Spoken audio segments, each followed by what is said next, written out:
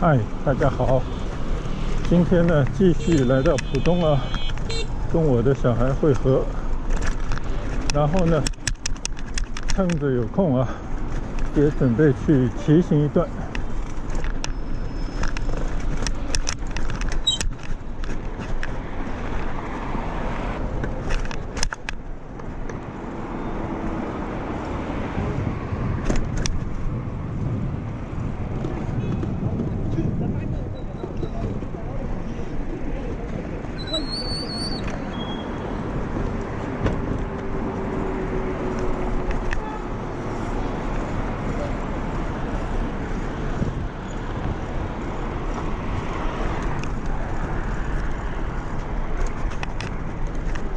每次呢租用共享单车，虽然都是同一个品牌，但是呢可能这些车也有新有旧啊，推出的时期不同，它的款式也有所不一样啊。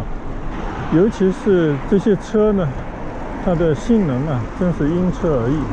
今天呢租的现在骑的这部车就感觉这个刹车有点性能太好，只要稍一刹的话呢，这个车就会停住跟前2次那种要使劲捏刹闸完全不一样。所以我觉得共享单车呢，在某种情况底下还是需要一些长期骑行自行车的经验和这种把控的能力。对于那些刚刚学会骑自行车不久确实不特别合适。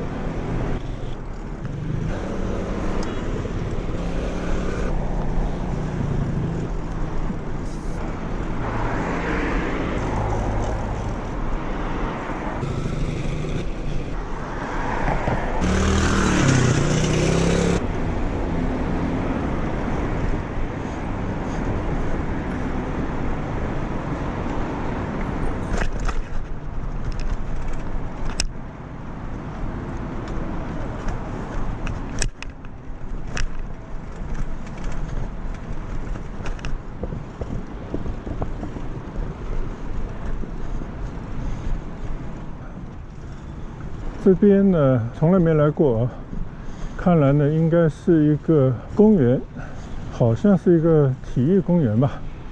但是呢这些道按理说都应该是散步和跑步的道，所以呢可能并不是特别适合在这上面骑行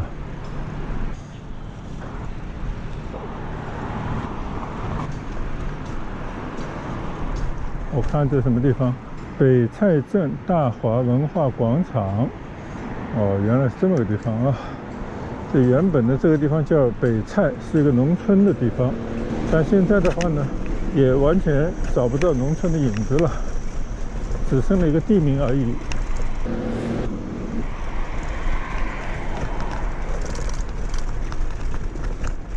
出门的时候呢，我简单看了一下地图我就发现前面的这条叫景墩路的，一直骑下去呢，就可以去到一条小河。这条小河的名字叫川阳河。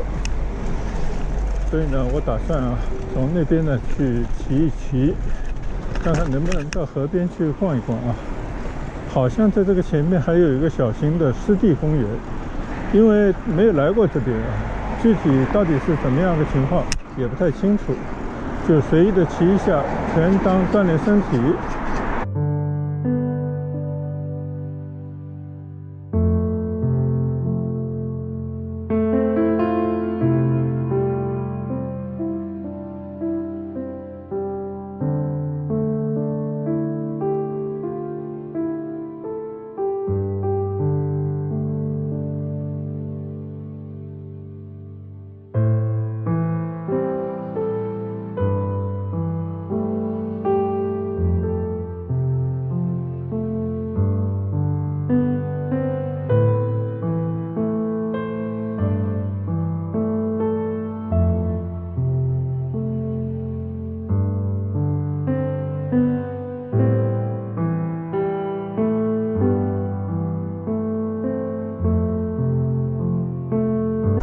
看来上海的这些小公园绿地，基本上都不欢迎骑自行车的人入内。我不知道是因为考虑到不安全，怕某人在里面骑单车出了状况呢，要负责任呢，还是因为其他的原因啊？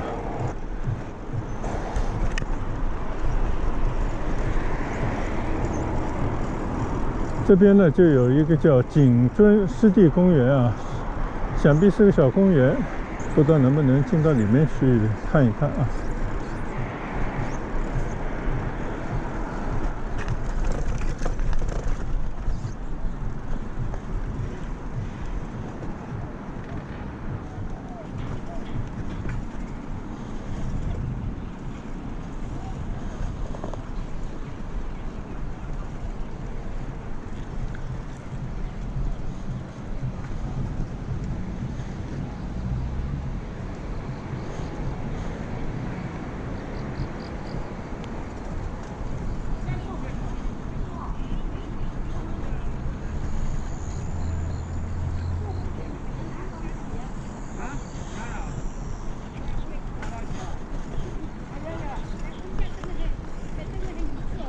看来还是很不错的一个绿地啊，湿地公园。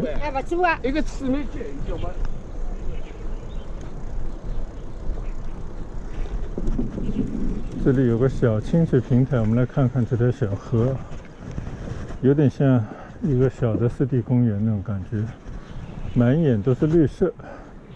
前方呢有一些居民的房子啊，面对着这么一个大公园。那边呢也有很多的散步道，大家可以在这边呢随便逛一逛啊。对于住在附近的老百姓来讲，有这么一片绿地确实是非常不错啊。可惜啊，应该是不让在里面骑行的，我只是借一段路而已。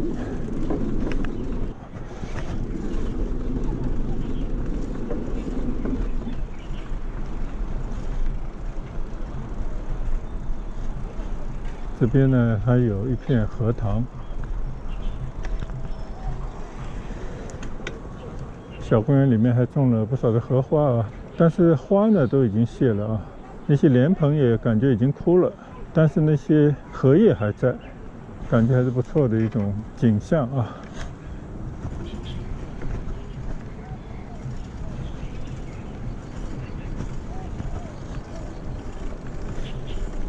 好，我们也就不要违反单车不入公园的规定了，就从这边呢骑出去啊，沿着马路呢，看看能不能骑到这个河边去。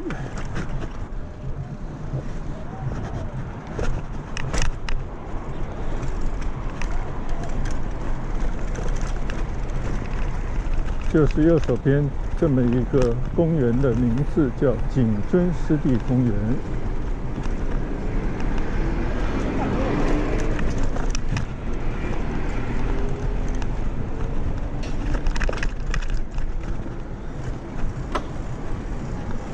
好，现在呢，我们又回到景尊路上，继续呢向南骑行。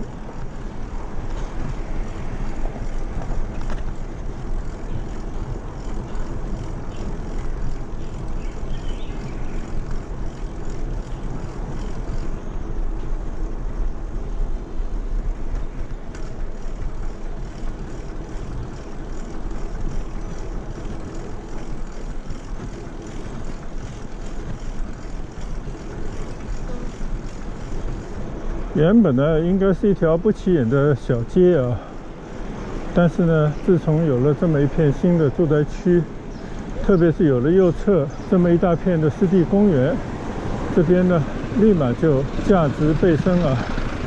确实呢也是非常宜居，大家可以在这边休闲的一个好地方。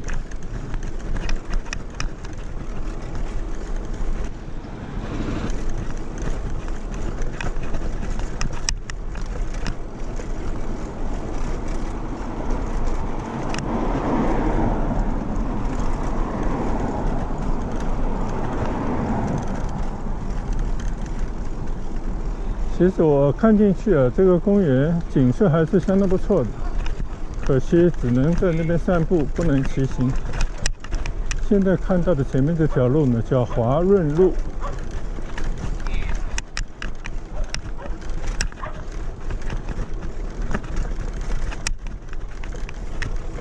相信呢，小河啊就在我的前面了。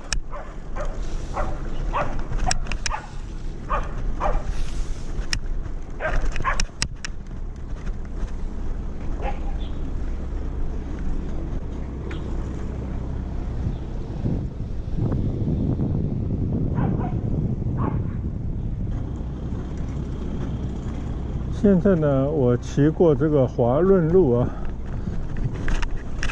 就沿着这个川阳河边啊，这条应该也是步道兼做骑行道的路上呢，向前骑行，来欣赏一下这个河畔的风光。现在呢，我们是由西往东在骑行啊，好像还可以骑到更清水的地方去。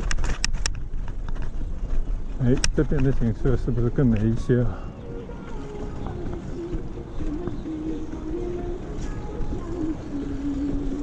但凡有空地啊，就有那些阿姨们在那边集体的跳舞，号称广场舞啊。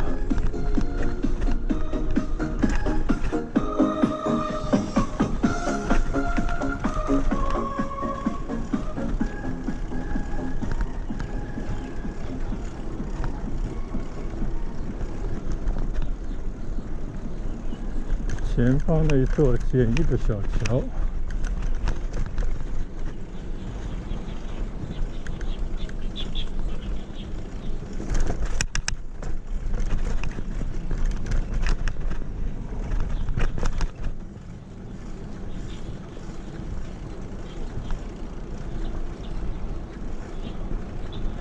原来呢，这边行车道呢就已经到头了。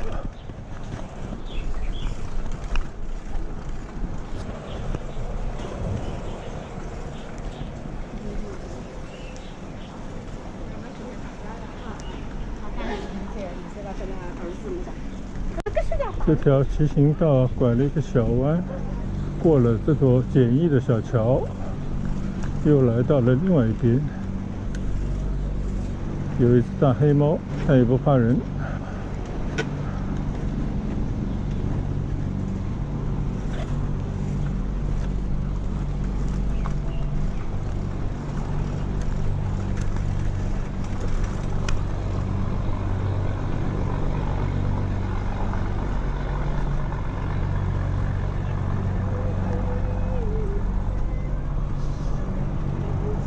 一艘船刚刚驶过啊，这个河里呢还涌起了一些波涛。对面那些楼呢，应该都是那种以前建的，上海人称之为新公房的这种房子啊，应该都是国家建的，或者是拆迁啊，或者是集体建的这么一片老百姓的社区。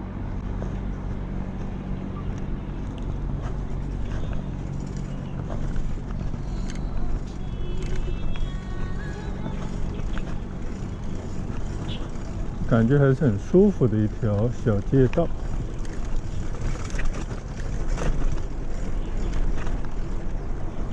虽然呢，马路上停满了车，前面有人打太极拳，也有人跳集体舞。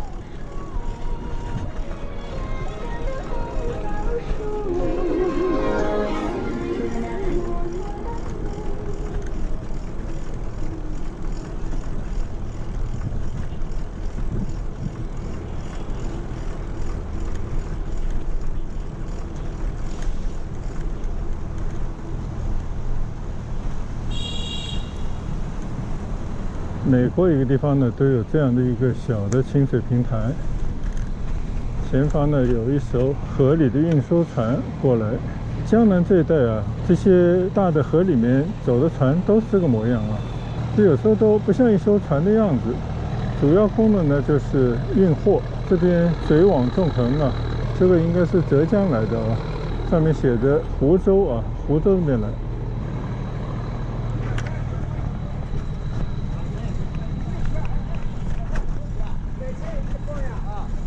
1.5过去。我看你这1.2都过的。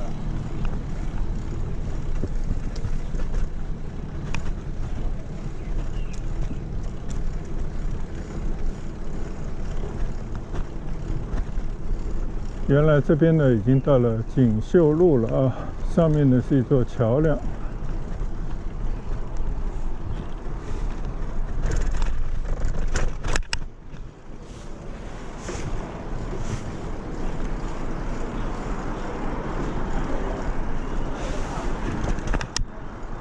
昨天呢我还去了锦绣路的北边世纪公园那边，现在呢已经来到了锦绣路的南边了啊。这边呢也有一个公共的绿地啊，也可能呢这个路就到此为止了吧。那我们就从这边掉头回去。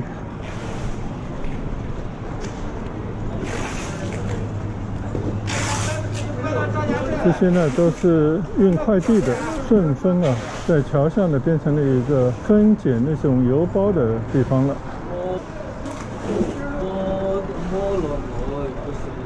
好，现在呢，从锦绣路的尽头，从华润路上面呢继续骑回去啊，然后呢，看看能不能沿着这条川洋河一直骑到可以骑的地方，因为它的最远端呢就是到了后滩那边汇入黄浦江，但是我不清楚这条路啊到底能不能走得通。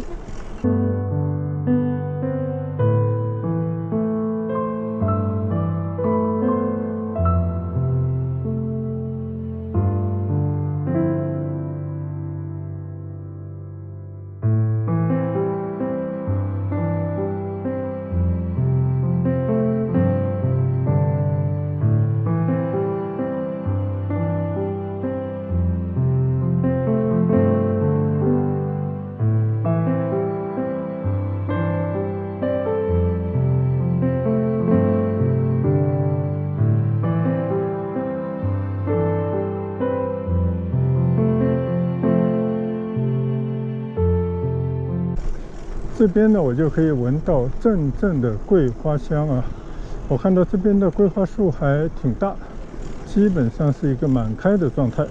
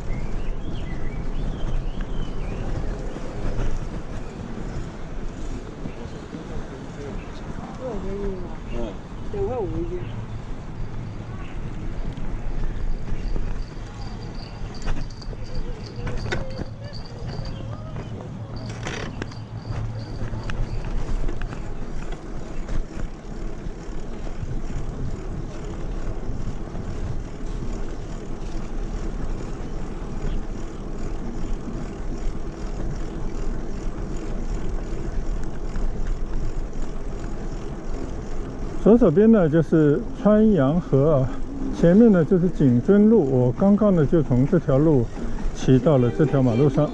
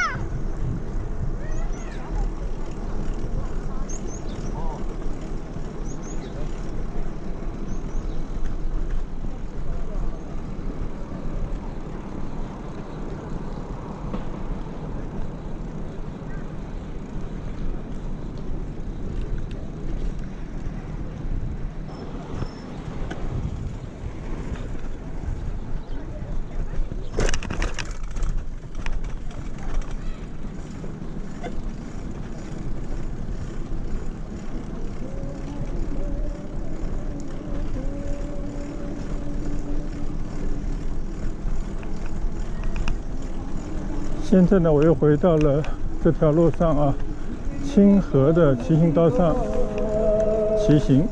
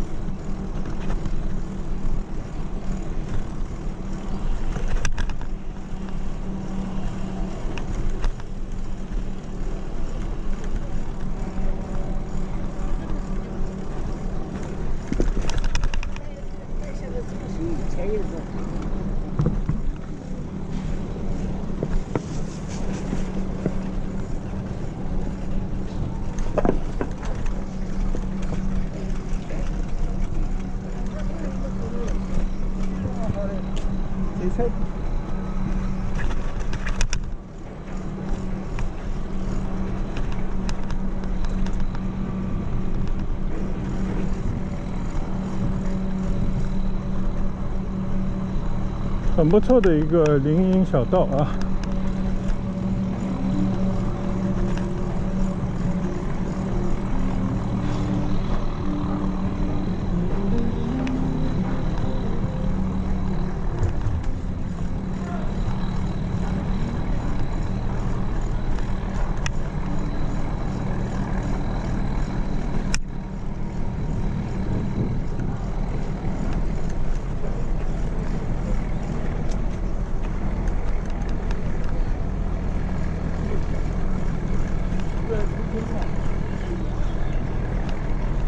这边呢，又可以看到很多人在那钓鱼了，特别开心的那种场面啊！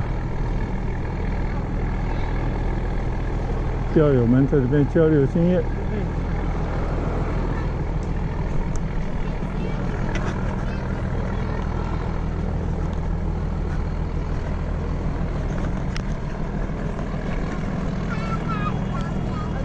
瞄了一下鱼桶里面啊，并没有任何的渔获。可能刚刚来，刚刚开始钓鱼吧。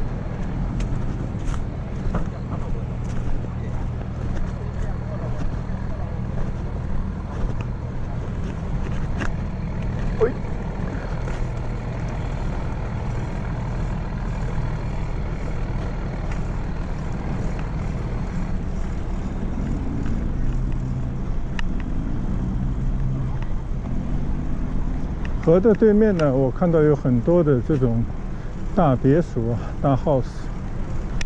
这个地方有这样的房子，应该是不错的啊。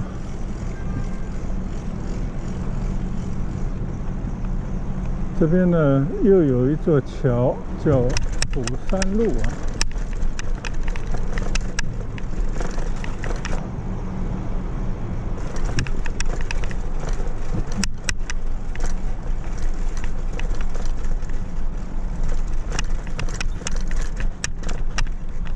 后来在马路对面就发现了有一个寺院吧，顺便到跟前去看一看。在华润路上啊，川阳河的北岸，我看到了一个石泽什么院呢？道院，应该像个庙才对啊，到前面去看看啊。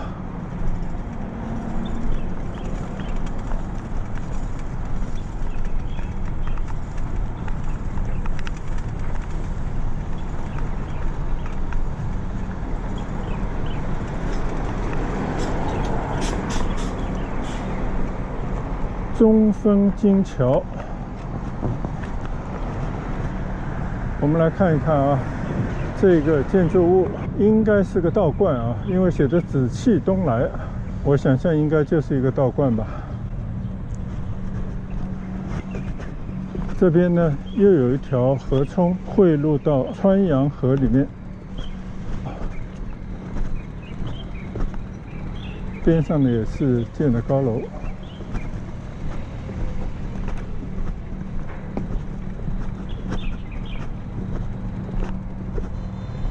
从这边来看一看这座道观啊，应该看得更清楚一些啊。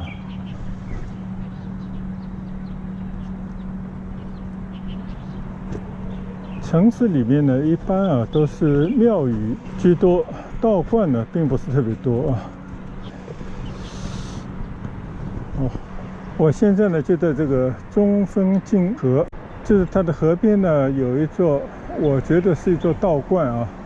虽然它的颜色呢跟庙宇也差不了多少，都是那种中国传统的飞檐斗拱啊这样的建筑风格，但是有意思呢，是我把眼睛转过来，在这个蒲山路的这座桥的川阳河的对面呢，那边还有一个这种黄色的，前面还有一座黄色的古色古香的建筑啊。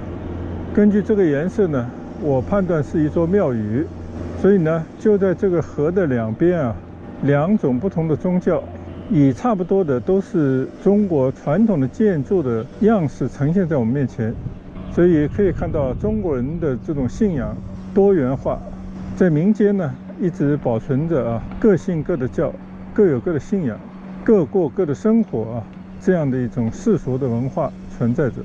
所以这也是一个比较有意思的发现啊。好，我们继续顺着华润路骑行。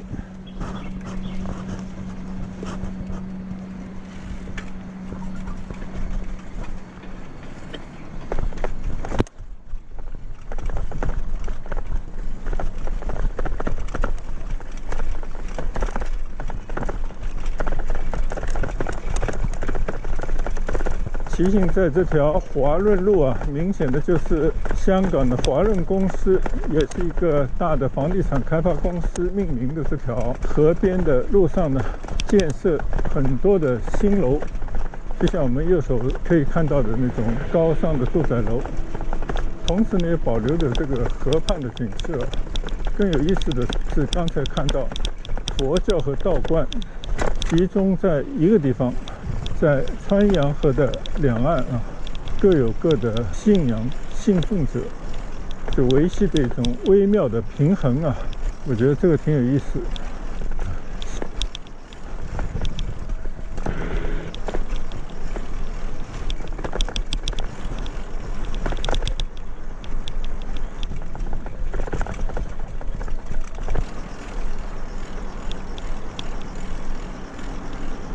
转眼呢，前面就到了阳高南路了啊！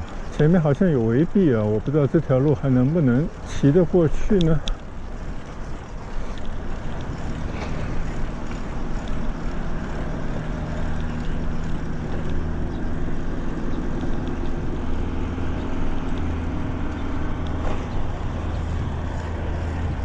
好像啊，这个桥下应该有一条通道。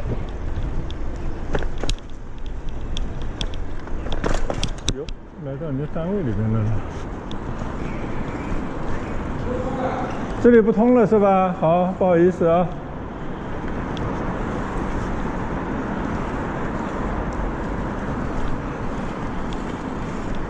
走到人家单位里面来了，隧道股份啊，看来又是一个大工程。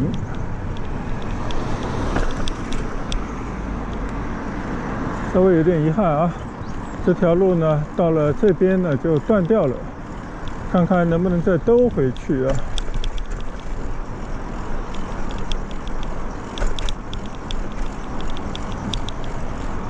前方老远的地方呢，就是陆家嘴啊，只要看到那些高楼呢，就很清楚。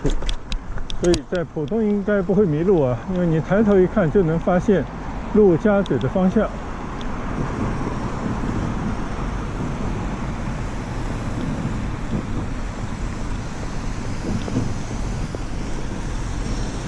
这边呢，明显的在修路啊。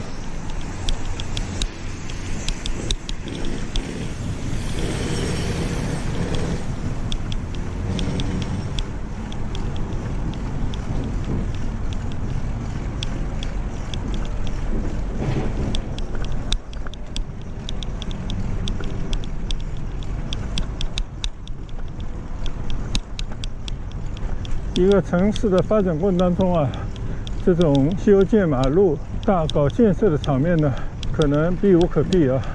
所以有时候通过这样的区域呢，稍微有些糟心，但是过几年呢，环境会变好。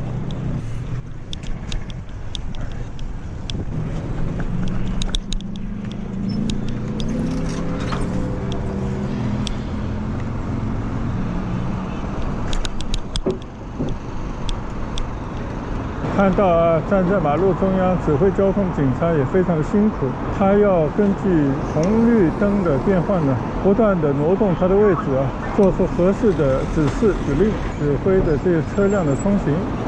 所以看来呢，他上班的时间啊，不是仅仅站着，而是不停的来回走动啊，还要眼观六路，耳听八方，很辛苦的一个工作啊。在路上呢，不但是有那些公交的系统，还有更多的私家车、运货的车，还有更多的是电单车啊，还有像我正在骑行的自行车，各种各样的车辆啊，需要遵守的交通规则应该有所不同吧。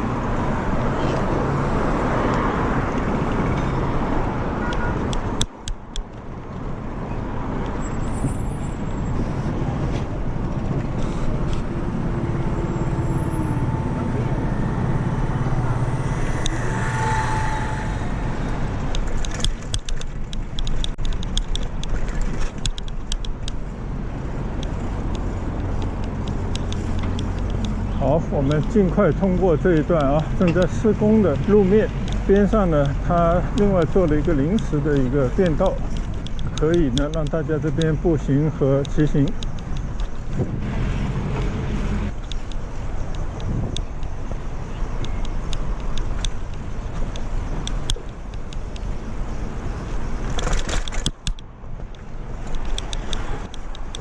也许呢，下一次再来这边的时候呢，这些道路啊都已经修整一新啊，已经变成一个非常快捷的交通了。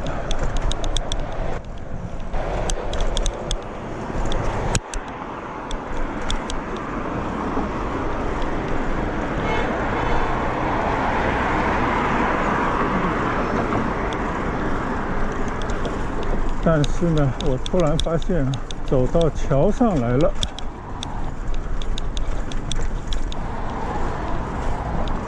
好吧，既然上来了，我们就往前骑吧，看看能不能骑到川洋河的南岸啊。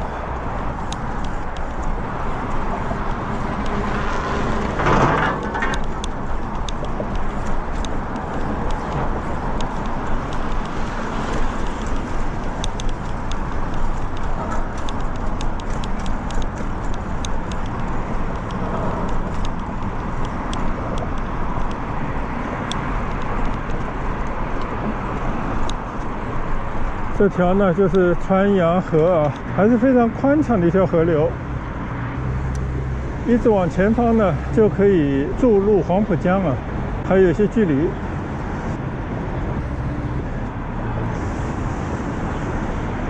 哎，这边刚好有一艘货船啊，从这个桥下通过。就是这样的货船。应该都是运货的啊，散装的货物那种。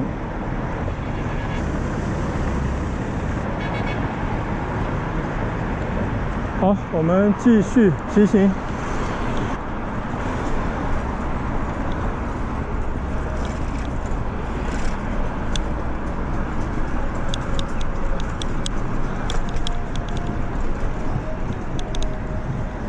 桥下还有个网球场，不错啊。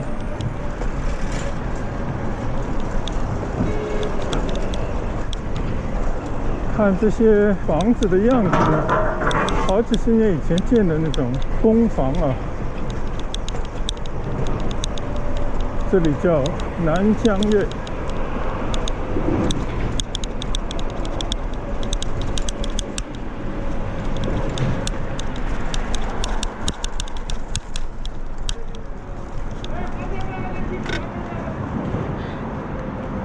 老远就跟我说车不能进啊，可能他看见我骑的是共享单车吧，好吧，无所谓。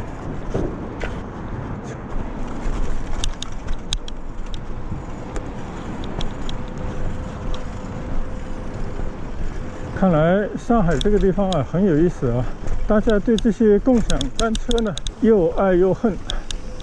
对上班族来说呢，解决他们出行的最后1公里，应该是帮了大忙啊。特别是那些每天都要出行的人们，可以以一个包月这样的形式啊，还是比较便宜的一种方式来出行。但是呢，对这些公共的场所的管理啊，有时候也是一个挑战，因为有些人呢就把那个共享单车随地一扔，造成了很多的这些东倒西歪的共享单车随处都是。一个是有碍观瞻，另外一个的话呢，确确实实也造成了一些交通的阻碍等等啊。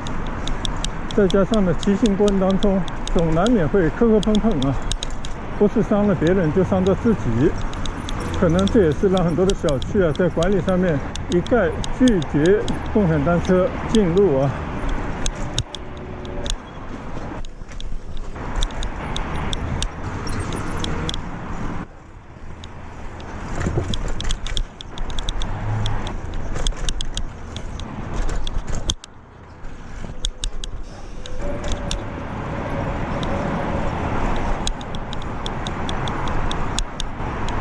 走了这段路呢，就发现啊，越走越荒凉的感觉，不知道哪里还可以再拐回去啊。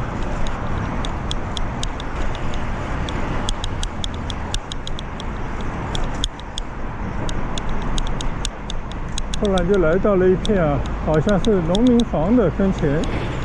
在上海市区里面的这样的房子并不多见，门口还种了很多自己的自留地啊，这个有点意思，还得用井呢。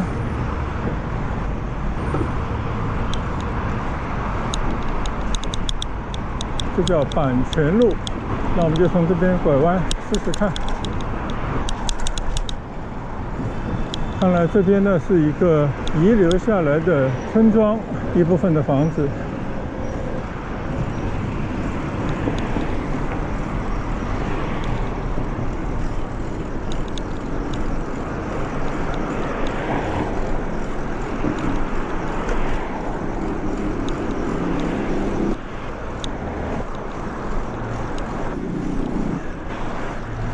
我相信呢，每个人啊，包括我自己在内，都喜欢赏心悦目的风景，也喜欢呢在富有现代感、时尚感的这种新的商业区穿行。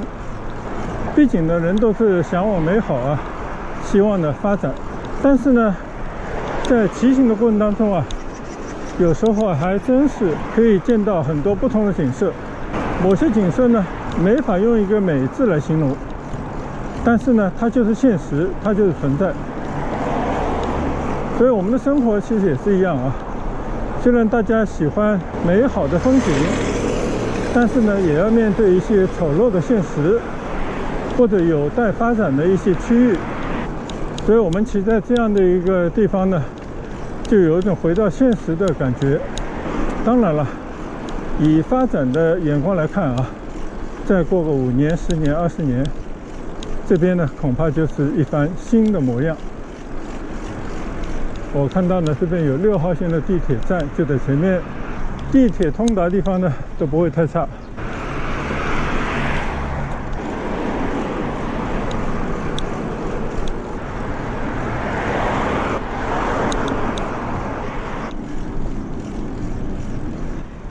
但是这边呢，我忍不住要拐进去啊，这就是一个村庄。一个没有得到修缮的一个村庄啊，大家的车呢都是乱停的。我呢是被它一排排的上海农村的这种样式的民居吸引到里面来的。这就是所谓的有待拆迁的村庄吧。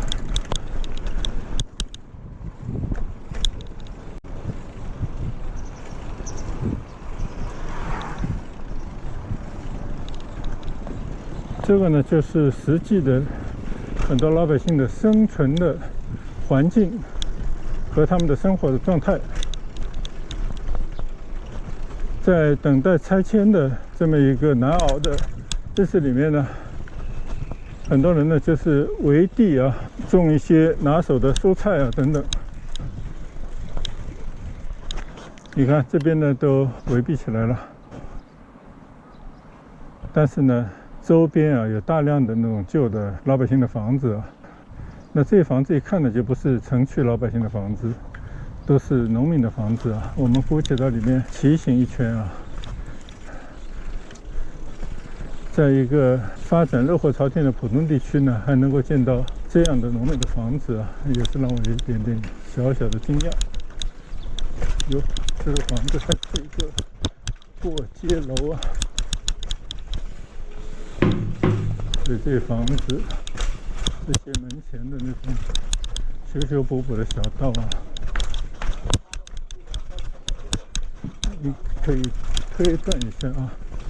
这边老百姓的生活呢，还是一个非常朴素啊，还是一个比较原始的一个状态。但是呢，幸好他们是生在上海的郊区啊，已经城市化的郊区，所以他们呢有盼头。我相信要不了多久呢，这些农地啊就会被征用，他们呢就可以住上他们想要住的新房子了。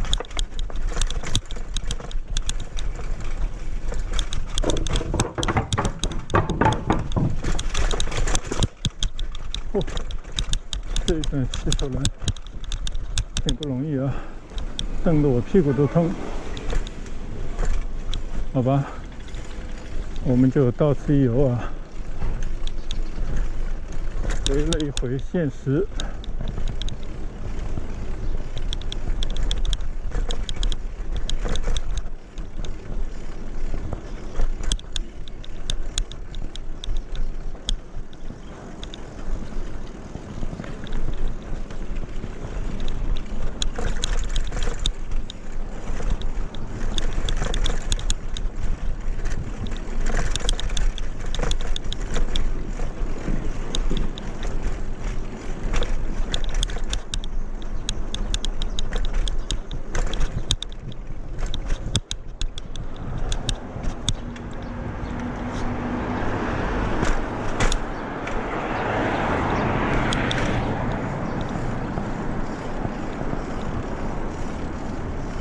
继续回到大路上。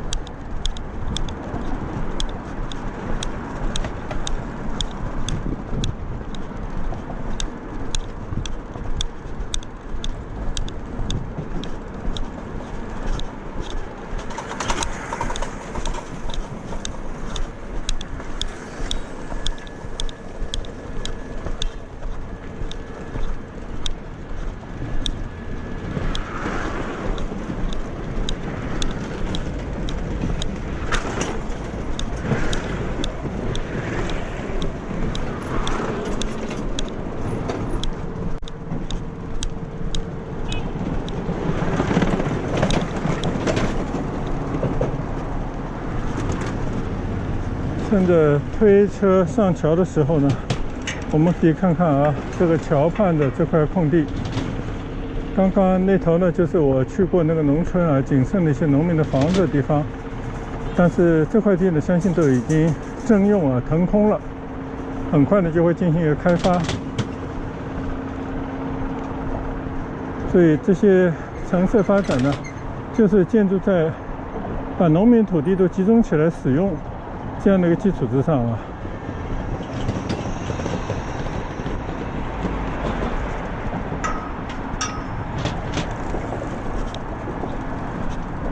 我也不知道这叫什么路啊，什么桥，我们就推行到桥中间啊。但是下面这条河呢，就是川阳河，可是我竟然找不到一个可以在河边骑行的道了。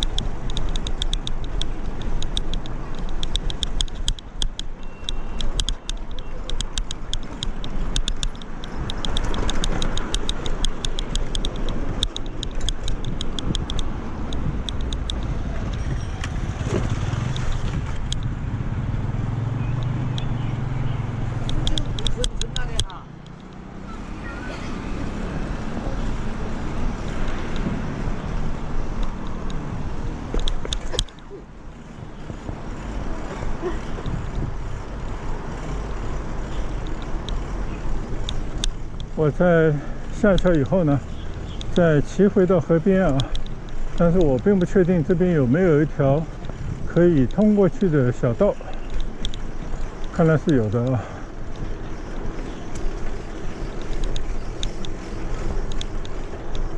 哎，它也拐不到河边去啊，只是在这边又绕回来了。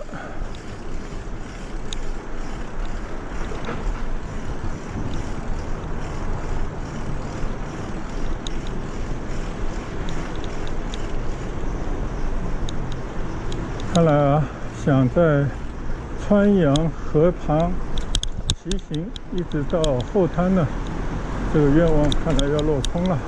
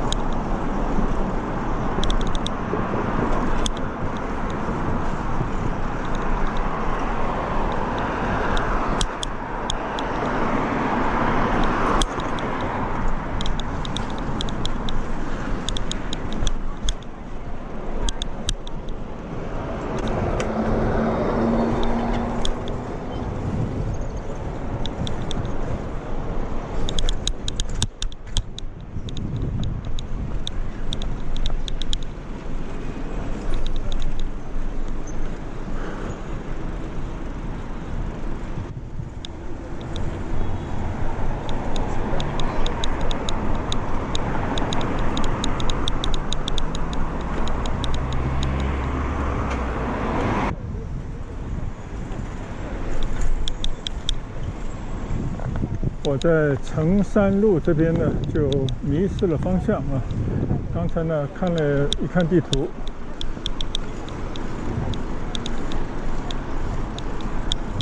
看来今天这个川阳河呢是骑不成了，因为中间呢被分割成一段又一段啊，上了2座大桥，还是没有办法拐到川阳路的河边来骑行。那只能就暂时放弃这个地方啊。现在呢，我准备在前方的东明路右转，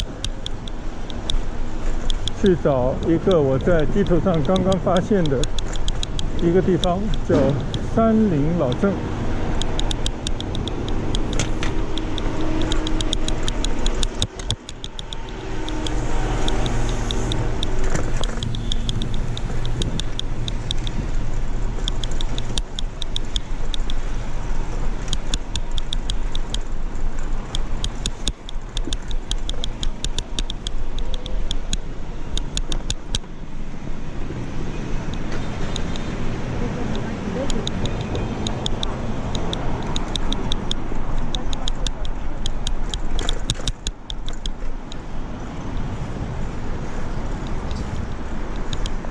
看来呢，又要过一趟刚才这个桥了啊。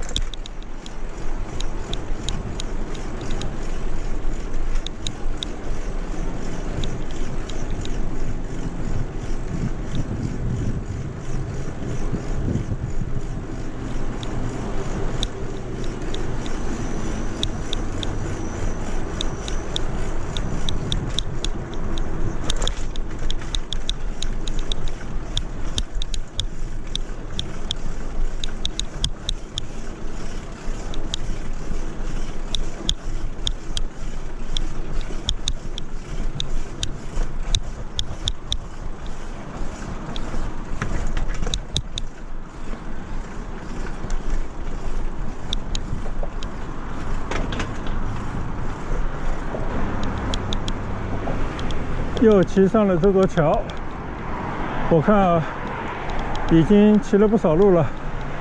那我今天在浦东的这一段的骑行呢，就到此结束吧。等一会呢，我们山林老街见。谢谢大家的观赏，再见，拜拜。